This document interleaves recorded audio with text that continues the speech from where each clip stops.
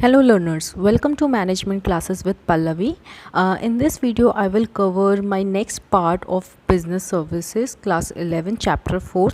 Part 1 में मैंने discuss करा था about the difference in goods and services, about the business service जो एक टाइप है सर्विसेज का. अब जो रेस्ट टाइप्स हैं सर्विसेज के, that is insurance, communication and transportation and warehousing, वो मैं इस पार्ट में कवर करने वाली हूँ.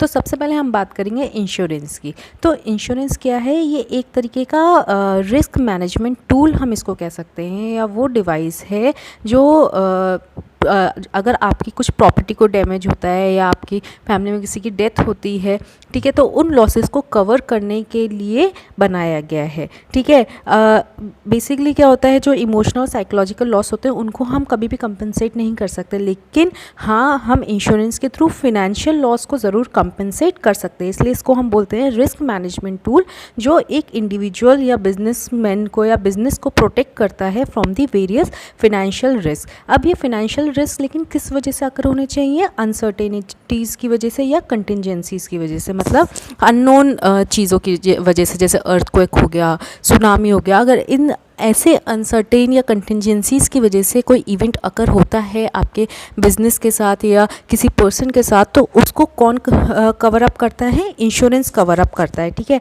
प्लस इसमें एक चीज़ और होती है, ये एक तरीके का लीगल कॉन्ट्रैक्ट होता है बिटवीन द टू पार्टीज़. एक इंश्योरेंस कंपनी जो इंश्योरेंस करती है उसको हम इंश्योरर बोलते हैं, और एक जो इंडिविजुअल या बिजनेसमैन या बिजनेस जिसका जो इंश्योरेंस करवाता है उसको हम बोलते हैं इंश्योर्ड. ठीक है, तो यहाँ पर क्या होता है, जो इंश्योरेंस कंपनी होती है वो प्रॉमिस करती है कि अगर आपको फाइनेंशियल लॉस होता है किसी कंटिजेंसी या किसी अनसर्टेन इवेंट की वजह से, तो हम आपको कंपनसेट करेंगे, हम आपको रिटर्न करेंगे. ठीक है, लेकिन अब ऐसा तो है नहीं कि कंपनी फ्री में आपको रिटर्न करेगी या कंपनसेट करेगी. तो उसके लिए क्या करना पड़ेगा? आपको कुछ प्रीमियम पेड करना पड़ेगा उस इंश्योरेंस कंपनी को या इंश्योरर को. ठीक है, तो इसमें क्या है, आप जब वो प्रीमियम पे करेंगे तो उसका वो एक जगह इंश्योरेंस कंपनी जो है पूल बनाती रहेगी, पुल अप करती रहेगी वो, और जब आप उसको क्लेम करेंगे with in that certain period, ठीक है, तो तभी आपको वो रिटर्न जो है या कंपनसेशन जो है वो मिलेगा. ठीक है, तो मेन चीज़ क्या है, आपको इसमें प्रीमियम पे करना पड़ता है, और वही प्रीमियम आपको जो कंपनी है वो रिटर्न कर देती है जब आप उसको क्लेम करते हो. ठीक है, तो बेसिकली क्या है, ये एक तरीके से रिस्क कवर करता है इन केस ऑफ डेथ और in case of any damage to the property, और इसमें आपको जो प्रीमियम है वो आपको रेगुलर इंटरवल में पे करने होते हैं टू द इंश्योरेंस कंपनी. अब नेक्स्ट स्लाइड पर मूव ऑन करेंगे, लेकिन उस पर मूव ऑन करने से पहले अगर अभी तक से आपने मेरा चैनल सब्सक्राइब नहीं किया है तो नीचे जो रेड कलर से सब्सक्राइब लिखा है उस पर क्लिक कर दीजिए और बेल आइकन को प्रेस कर दीजिए, ताकि मेरे चैनल से रिलेटेड लेटेस्ट नोटिफिकेशंस आपको मिलती रहे टाइमली. अब हम बात करेंगे various functions and features of the insurance की. एक इंश्योरेंस के क्या क्या फंक्शंस होते हैं और फीचर्स होते हैं. पहला ये आ जाता है कि फीचर्स की हम बात करेंगे तो इंश्योरेंस में दो पार्टीज होनी ज़रूरी है, एक इंश्योरर और एक इंश्योर्ड, मैं अभी आपको बता चुकी हूँ. दूसरा है जो रिस्क जिसके लिए, मतलब जिसको हम कंपनसेट करते हैं या जिसको इंश्योरेंस कंपनी कंपनसेट करती है. ठीक है, तो उसका रीज़न क्या होना चाहिए? कोई अनसर्टेन इवेंट ही होना चाहिए. ठीक, नेक्स्ट जो हमारा फीचर है वो ये है कि जो कॉन्ट्रैक्ट है ये इंश्योरेबल इंटरेस्ट पर बेस्ड है, मतलब कि जो इंश्योरेंस करवा रहा है उसका इंटरेस्ट होना चाहिए इंश्योरेंस करवाने में, अदरवाइज़ ये कॉन्ट्रैक्ट जो है वो वॉइड हो जाएगा. नेक्स्ट हमारा आ जाता है कि ये जो इंश्योरेंस कॉन्ट्रैक्ट है ये कॉन्ट्रैक्ट ऑफ इंडेमनिटी पे बेस्ड है, मतलब यहाँ पर जो इंश्योरर होता है वो प्रॉमिस करता है कि अगर कोई भी लॉस या डैमेज होता है तो वो कंपनसेट ज़रूर करेगा जो इंश्योरेंस पार्टी है उसको. नेक्स्ट हमारा आ जाता है कि गुड फेथ होनी चाहिए अमंग बोथ द पार्टीज़, क्योंकि जब हम कॉन्ट्रैक्ट में एंटर करते हैं तो ट्रांसपेरेंसी होनी ज़रूरी है. अब हम बात करेंगे फंक्शंस ऑफ इंश्योरेंस की. तो पहला हमारा आ जाता है प्रोटेक्शन अगेंस्ट रिस्क. ये प्रोटेक्ट करता है किसी भी बिजनेस को या पर्सन को from the risk of death और the loss due to uncertainty. Next function हमारा आ जाता है अलाउज रिस्क स्प्रेडिंग. ये एग्जांपल के थ्रू बताती हूँ. जैसे फॉर एग्जांपल 3 पार्टीज़ हैं A B C, तो इंश्योरेंस कंपनी क्या करती है, इन तीनों के रिस्क पूल अप करती है. किस फॉर्म में? प्रीमियम के फॉर्म में. ठीक है, और जिसको नीड होती है उसको वो कंपनसेट कर देती है. फॉर एग्जांपल A को लॉस हो गया, तो अब इन तीनों के जो रिसोर्सेज हैं, इन तीनों के जो रिस्क हैं जो प्रीमियम के फॉर्म में इंश्योरेंस कंपनी ने लिए थे वो यूज़ कर लेगी किसको कंपनसेट करने के लिए? A को कंपनसेट फैसिलिटेट करने के लिए, ठीक है। नेक्स्ट हमारा आ जाता है फैसिलिटेट कैपिटल फॉर्मेशन। जो प्रीमियम ये पूल करती है वो उसकी कैपिटल बिल्डअप करते हैं इंश्योरेंस कंपनी की। नेक्स्ट है प्रोवाइड सर्टेनिटी ऑफ पेमेंट। जब दोनों पार्टीज़ एक कॉन्ट्रैक्ट में एंटर हो जाती हैं तो इससे क्या हो जाता है, एक सर्टेनिटी हो जाती है कि इन केस ऑफ लॉस या डैमेज हमको कंपनसेशन मिलना है। नेक्स्ट है इंक्रीजेज एफिशिएंसी। तो जब कॉन्ट्रैक्ट में एंटर हो जाते हैं दोनों पार्टीज़ तो जो बिजनेसमैन है वो सेफ़ और सिक्योर्ड फील करने लगते हैं, जो पर्सन है वो सेफ़ और सिक्योर्ड फील करने लगते हैं। इस वजह से क्या हो जाता है, उनकी एफिशिएंसी इंक्रीज़ हो जाती है। नेक्स्ट है प्रोवाइड सोशल सिक्योरिटी। ये जो इंश्योरेंस है ये सोशल सिक्योरिटी भी प्रोवाइड करती है इन द फॉर्म जैसे कि ये लोग पॉलिसीज़ ऑफर करते हैं, old age pension, educational funds etcetera. So these all are the functions of insurance. Now our next topic is the various fundamental principles of insurance. तो पहला आ जाता है it should be possible to estimate the loss। मतलब जो भी हमारा insurance contract है वो ऐसा होना चाहिए जो हमारा जिस भी सर्कमस्टेंस की वजह से लॉस अकर हुआ है उसको एस्टिमेट कर सके, उसको कैलकुलेट कर सके। नेक्स्ट है जो रिस्क है वो अनसर्टेन होना चाहिए at the time of enrolment. मतलब जो अनसर्टेन सर्कमस्टेंसेस होने चाहिए। आप अगर कंपनसेशन मांग रहे हो इंश्योरेंस कंपनी से तो उसका जो कॉज होना चाहिए वो अनसर्टेन होना चाहिए। नेक्स्ट है जो रिस्क है वो स्प्रेड होना चाहिए over large number of policy holders. मतलब आप जिनसे प्रीमियम ले रहे हो वो लार्ज नंबर में होना चाहिए, तभी आप उसको कन्वर्ट करके कंपनसेशन की फॉर्म में जो पार्टी सफ़र कर रही है उसको पे कर सकते हो। नेक्स्ट है the policy should be in terms of money only. जो पॉलिसी है वो क्वांटिटेटिव नहीं होनी चाहिए, क्वालिटेटिव टर्म्स में होनी चाहिए। और नेक्स्ट है जो आपके पॉलिसी होल्डर्स हैं, जैसे कि मैंने अभी थर्ड पॉइंट में बताया था, they should be spread over a large number of policy holders.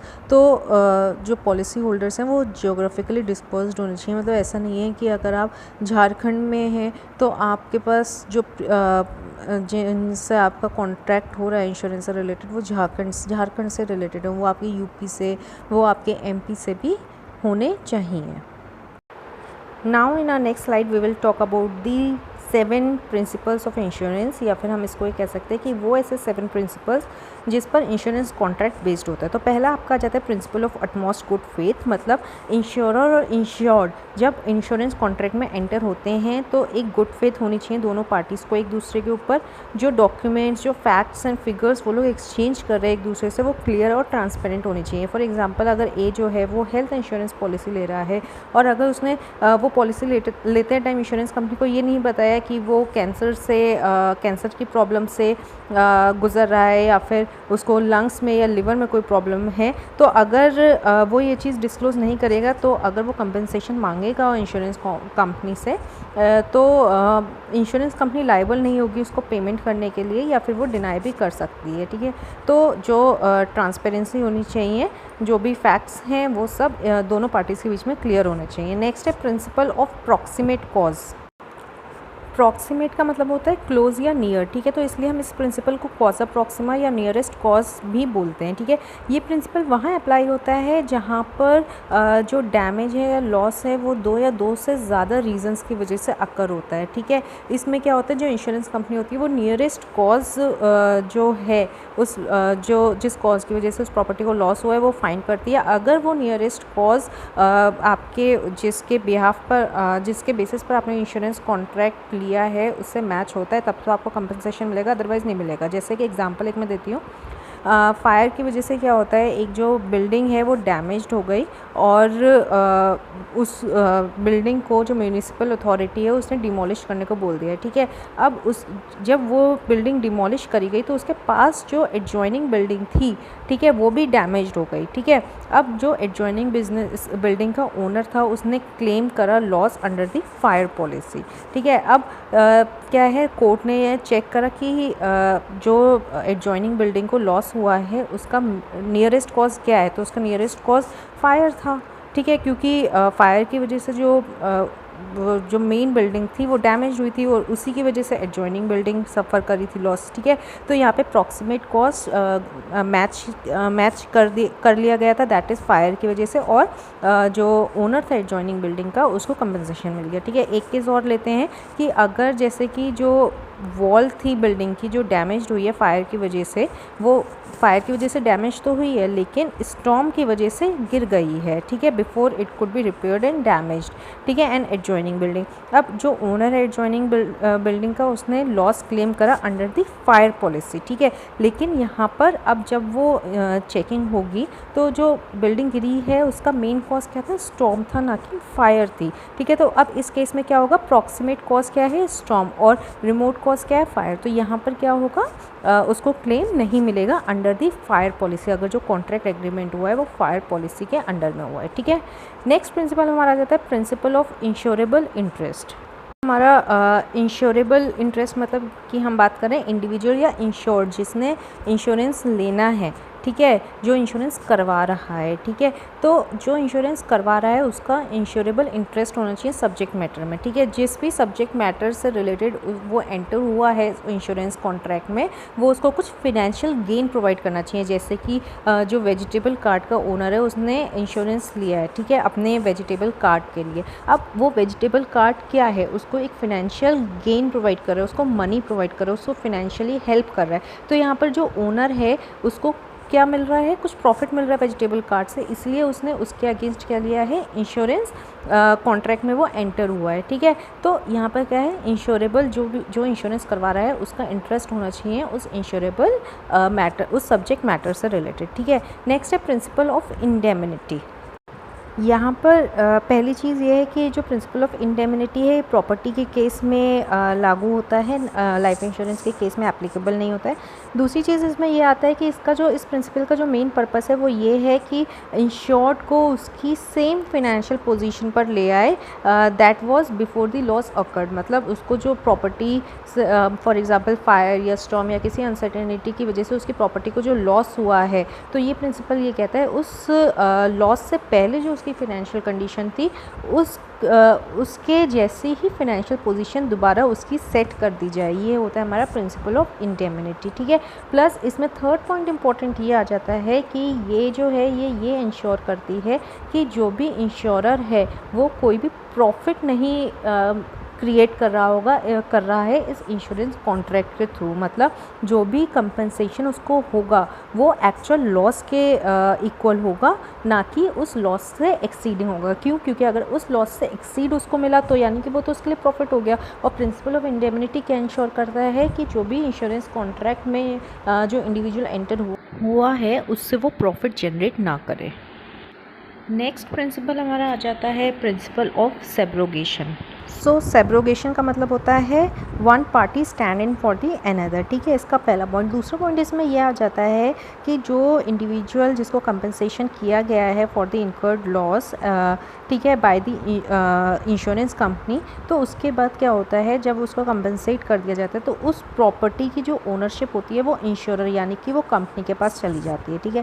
Third इसमें यह हो जाता है कि सेब्रोगेशन जो है ये इंश्योरेंस कंपनी को राइट देता है कि जो भी लॉस हुआ है उस इंडिविजुअल को from because of the third party, ठीक है, तो वो उस थर्ड पार्टी से क्लेम कर सकता है लॉस अमाउंट, ठीक है। फॉर एग्जांपल जो मिस्टर ए हैं वो इंजर्ड हुए रोड एक्सीडेंट के थ्रू, ठीक है, किसकी वजह से, थर्ड पार्टी की ड्राइविंग की वजह से। अब मिस्टर ए उस अपने एक्सीडेंशियल इंश्योरेंस के अंडर कंपनी से जो है वो इंश्योरेंस क्लेम कर देंगे। अब इस प्रिंसिपल के अकॉर्डिंग कंपनी के पास क्या राइट है कि वो जो थर्ड पार्टी है जो ड्राइव कर रही थी वो उसको स्यू कर सकती है और उससे डिमांड कर सकती है to recover the money paid as claim, ठीक है। अब नेक्स्ट है हमारा प्रिंसिपल ऑफ कंट्रीब्यूशन। ये प्रिंसिपल वहाँ अप्लाई होता है जहाँ एक या एक से ज़्यादा इंश्योरेंस कंपनी होती है, ठीक है। तो इसमें क्या है, जो एक इंश्योरेंस कंपनी है वो दूसरी इंश्योरेंस कंपनी से कह सकती है कि आप कंपनसेशन में कुछ कंट्रीब्यूट कर दीजिए। लेकिन इसमें भी केस होते हैं, मैं एग्जांपल के थ्रू आपको बताती हूँ। जैसे मिस्टर XYZ हैं, उनके पास दो इंश्योरेंस कंपनी A और B, उनकी जो प्रॉपर्टी वो 5 लाख की है, तो उन्होंने A कंपनी से 3 लाख का इंश्योरेंस करवा लिया और B कंपनी से 2 लाख का इंश्योरेंस करवा दिया। अब फॉर एग्जांपल उनकी जो प्रॉपर्टी है उसको लॉस हो गया, उसको डैमेज हो गया, उन्होंने कंपनसेशन क्लेम करा। अब उन्होंने फॉर एग्जांपल अगर पहला, इसमें भी 2 केस आते हैं कि अगर उन्होंने A से पूरा 3 लाख रुपए कंपनसेट करने को कहा, तब तो जो ए है वो बी से डिमांड नहीं कर सकते कि आप कुछ कंट्रीब्यूट करें। लेकिन इन केस दूसरा केस इसमें क्या आ जाता है, अगर जो वो XYZ है उसने ए से बोला कि आप 3 लाख में से 2 लाख का कंपनसेशन दे दीजिए, तो उस केस में जो ए है वो बी से कह सकता है कि आप कुछ अमाउंट कंट्रीब्यूट कर दीजिए। ठीक है, तो यहाँ पर कंट्रीब्यूशन मतलब दो इंश्योरेंस कंपनीज वो एक दूसरे को के थ्रू एक दूसरे से हेल्प लेती है to contribute in the compensation. ठीक है, लास्ट प्रिंसिपल हमारा आ जाता है लॉस मिनिमाइजेशन। लॉस मिनिमाइजेशन का मतलब है ये ओनर से रिलेटेड है कि जब वो इंडिविजुअल या ओनर जो है वो इंश्योरेंस कॉन्ट्रैक्ट में एंटर होता है तो वो उसको पूरा उस इंश्योरेंस कॉन्ट्रैक्ट पर ही डिपेंडेंट नहीं हो जाना चाहिए। मतलब अगर उसकी प्रॉपर्टी को कुछ डैमेज हो रहा है तो ऐसा नहीं है कि वो डायरेक्टली जाकर क्लेम कर ले, बल्कि उसको नेसेसरी स्टेप्स लेने चाहिए कि वो उस लॉस को और किन किन तरीके से सही कर सकता है। अगर वो उसकी ऐसी कंडीशन है कि वो उन लॉसेस को अपने आप ही रिकवर कर सकता है तो उसको वो स्टेप्स लेने चाहिए और उसको फुल्ली डिपेंडेंट नहीं होना चाहिए इंश्योरेंस कंपनी के ऊपर। अब जो हमारा लास्ट प्रिंसिपल आ जाता है वो है लॉस मिनिमाइजेशन प्रिंसिपल। मतलब कि अगर जो ओनर है जब वो इंश्योरेंस कॉन्ट्रैक्ट में एंटर हुआ तो उसको पूरी तरीके से डिपेंडेंट नहीं होना चाहिए इंश्योरेंस कंपनी के ऊपर। उसको स्टेप्स लेने चाहिए, नेसेसरी स्टेप्स, कि वो उस लॉस को कैसे अपने ही बेस पर या अपने ही अंडर गाइडेंस में उन लॉसेस को वो रिकवर कर सकते हैं। इन केस हाँ अगर वो लॉस बहुत ज़्यादा है और वो उसको बेयर अप नहीं कर पा रहे, तब तो उसे उस इंश्योरेंस कंपनी के पास जाकर उससे कंपनसेशन मांगना चाहिए। अदरवाइज़ उसको पहले अपने आप ही नेसेसरी स्टेप्स लेने चाहिए कि वो उस लॉस को ईजिली रिकवर कर पाए अपने स्टैंड पर। So that's all about today. और जो बाकी के 2 टॉपिक बचे हैं, वेयर हाउस एंड कम्युनिकेशन, वो मैं अपने नेक्स्ट पार्ट में कवर करूँगी। सो आई होप आपको वीडियो समझ में आए तो प्लीज़ इसे लाइक करें, शेयर करें, कमेंट करें कोई भी query, and don't forget to subscribe my channel. Thank you so much.